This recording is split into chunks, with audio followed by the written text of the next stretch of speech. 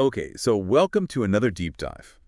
You know how this works, right? Mhm. You send us the stuff you want us to dig into, and we like pull out all the good stuff, the interesting bits, so you don't have to. It's like a shortcut to, being in the know. Yeah, like a cheat sheet almost. Exactly. And this time, um, well, I think this one is going to be super helpful for a lot of people. We're looking at how to think and speak in English more naturally. Mm. How to feel more confident, like it's just flowing out of you. Yeah, like it's second nature. Right, exactly. And our source material for this deep dive is this really cool transcript from a YouTube channel called Speak English with Class. Specifically, it's from their English Leap podcast, and the episode is called How to Think and Speak in English. So pretty spot on, huh? Sounds promising. It is. It is. So what we really want to get out of this for you, for our listeners, are some like tangible techniques to kind of shift your mindset, to get to a place where you're thinking directly in English instead of constantly having to translate in your head. Like making that mental switch. Yes. And one of the things that they say right at the beginning, which I thought was so interesting, is that with daily exposure to a new language, your brain can actually rewire itself in like as little as 3 weeks. Wow. Right. So that's like pretty motivating. It's like, okay, if I really commit to this, I can actually make some serious changes. Totally. And to make it even easier, they actually give you 8 specific strategies to help with thinking directly in English. Yeah. Like concrete tools to bypass that whole translation step, which can be, honestly, kind of exhausting. Oh, it is, totally. And- And the best part, they even have like a free PDF guide that goes along with this episode. So we'll definitely link that in the show notes for everyone. All right, so let's dive in. What's the first thing they emphasize? I think it's listening, right? Mm-hmm. Like really focusing on listening as that foundational first step. Yeah, they really hammer that home. And they compare it to learning to dance. Mm.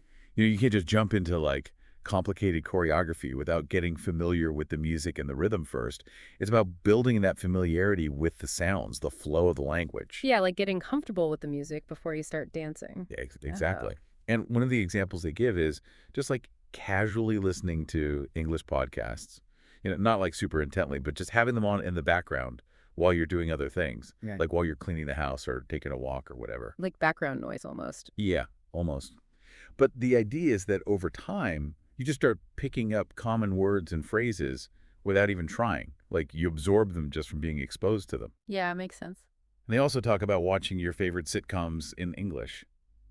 At first, it might just sound like a bunch of like, funny noise because you're not catching everything.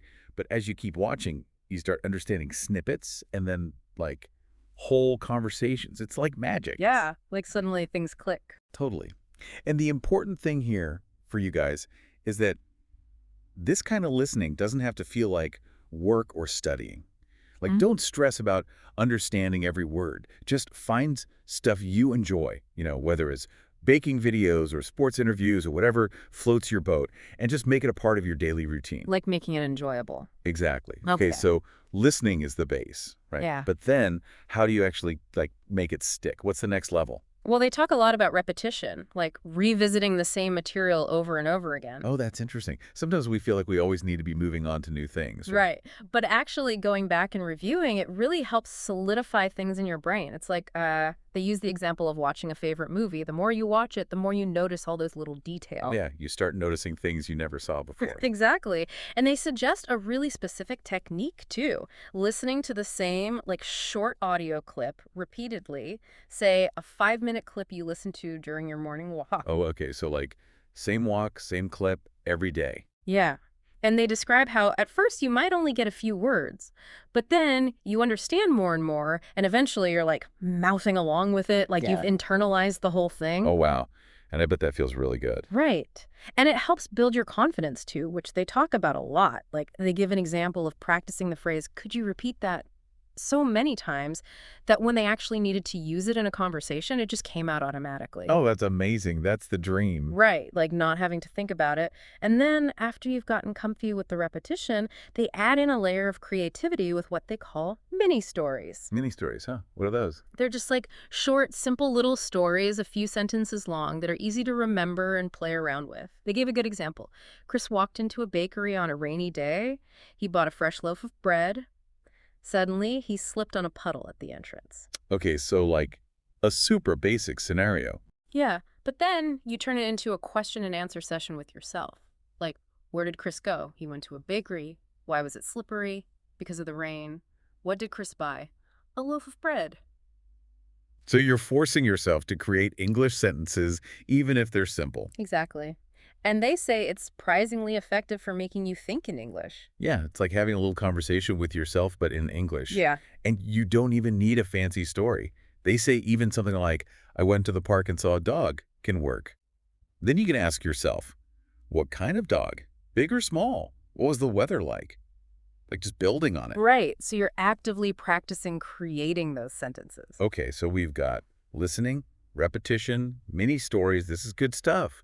But what about, the big scary G word, Grammar. grammar? Yeah, that's the one. I think we've all had that experience of like trying to memorize grammar rules and then, complete brain freeze when we try to actually speak. Totally. But they actually suggest a more relaxed approach, learning grammar through stories. Oh, interesting. Yeah.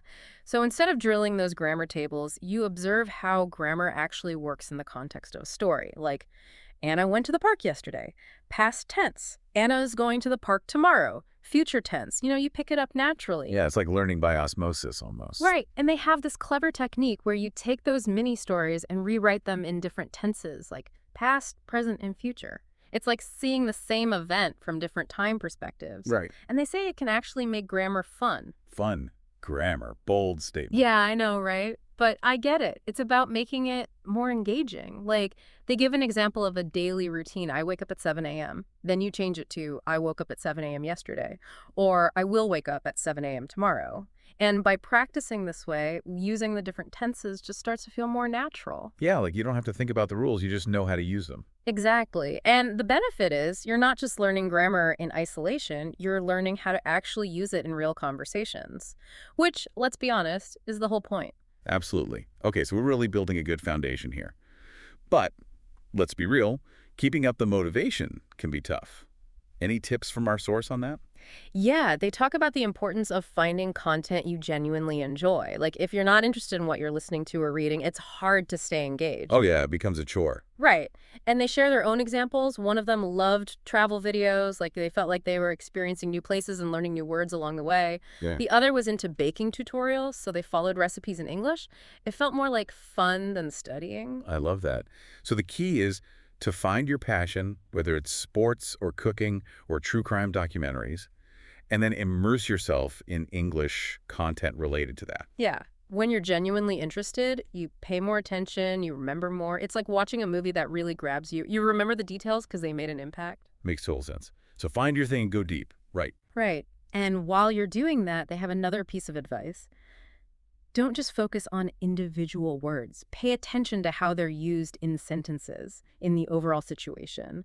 Learn in context. Oh, context. Yeah, that's huge. They say that learning words in isolation is like trying to bake a cake with just the ingredients and no recipe. You need to see how it all comes together. Oh, that's a good analogy. Right. So like seeing a word within a sentence, that's like having the recipe. You see how it functions. And they have some great examples.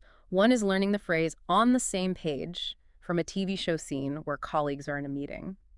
At first, you might not get it literally, but the context, the fact that they're talking about a project and needing to agree, helps you understand. Yeah, the context gives it meaning. Exactly. And another one is the idiom, let the cat out of the bag. By itself, that's confusing, but if you see it in a movie where someone's revealing a secret, it suddenly makes sense. Oh, yeah, you're like, uh-huh. I get it now. And then you're more likely to remember it and use it yourself. So the takeaway is focus on learning phrases and sentences, not just single words. Got it. Learn in chunks, in real-life scenarios. Exactly.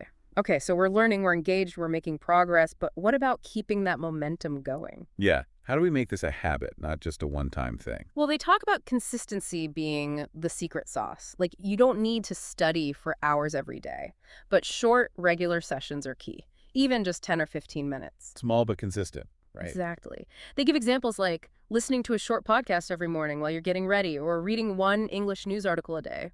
These small habits, they add up over time. It's like you're constantly dipping your toes in the language, keeping it fresh. Right, and it makes it feel more like a routine than studying. Okay, consistency check. But I think a lot of people might be thinking, okay, but what about actually speaking? That's the scary part. I know, it can be intimidating, but they really emphasize that speaking is the best way to improve. Yeah, there's no way around it. They acknowledge that nervousness, being afraid of making mistakes. But they also say that most people are just happy you're trying. They don't care if you mess up. Yeah, they're not judging you. Right. And they suggest starting small, like talking to yourself at home, just narrating your day in English. Oh, like I'm making breakfast now. I'm putting on my shoes. Exactly. It might feel silly, but it builds confidence. And then, once you're more comfortable, try practicing with friends or language exchange partners. The more you do it, the easier it gets. Yeah, and they say to think of mistakes as a natural part of the process. Like it means you're pushing yourself, you're learning. It's proof you're growing. Okay, so quick recap. We've got 8 strategies here. It starts with listening, then solidifying with repetition, adding some creativity with mini stories, understanding grammar through context, engaging with content you love, learning in context, being consistent, and finally, taking the plunge and speaking. Wow, that's a lot, but it all builds on itself. It does. And like they say, it's about taking small steps, being consistent, and trusting the process. Progress, not perfection. Right, and finding what works best for you. Maybe you love podcasts, maybe you're a visual learner, maybe you like writing stories. There's something here for everyone. Exactly. So we challenge you guys to think about which of these techniques resonates most with you and start incorporating it into your routine, even just for a few minutes a day. And remember that idea from the beginning, that your brain can rewire itself in just 3 weeks. Oh, yeah? What if you picked just one of these strategies and really focused on it for 3 weeks? How much do you think your ability to think and speak in English could change? Something to think about. It is. It is. All right. Well, that's our deep dive into thinking and speaking in English. We hope you guys found it helpful. Let us know what you think and what you're going to try. Yeah, we'd love to hear your thoughts. And remember, keep those sources coming. We'll be back with another deep dive soon. See you next time. Bye.